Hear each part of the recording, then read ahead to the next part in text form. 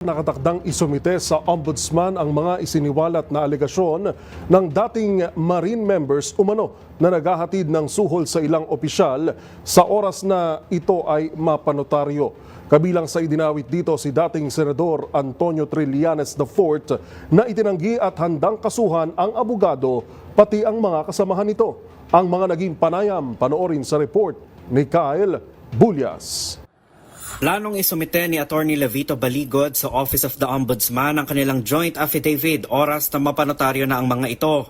Kaugnay ito ng kanilang alegasyong tumanggap ng bilyon-bilyong halaga ng pera mula kay Zaldico, sina Pangulong Bongbong Marcos, ilan pang mga kongresista, pati ang investigating team ng International Criminal Court.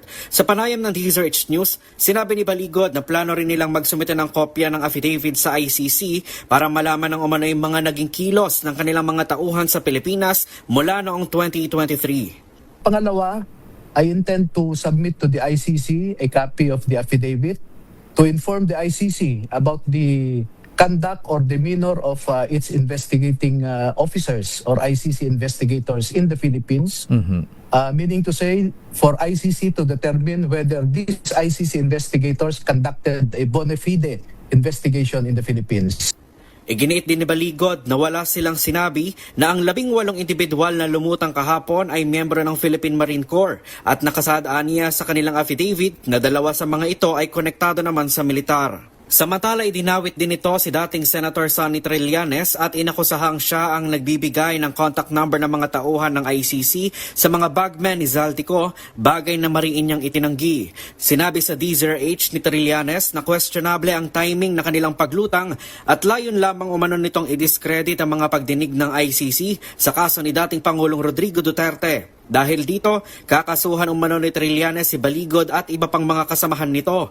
Bukod dito, posible rin umanong maharap sa kasong obstruction of justice si Baligod dahil sa paglalabas nito ng pangalan ng mga ICC investigator.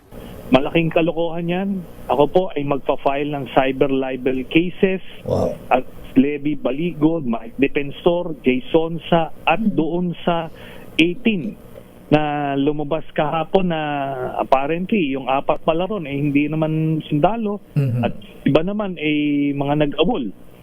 Kaya nakakalungkot man para dun sa mga dating sundalo na yan, pero talagang kailangan nilang harapin itong kasong isasampa ko kasi hindi naman pwedeng ganun-ganun na lang nagagawa-gawa kayo ng kwento. Ito po ay violation ng Article 17 ng Rome Statute at ito po, malamang sa malamang ay kakasuhan sila ng obstruction of justice kasi nilagay nila sa peligro yung buhay ng mga ICC investigators at higit sa lahat yung mga testigo.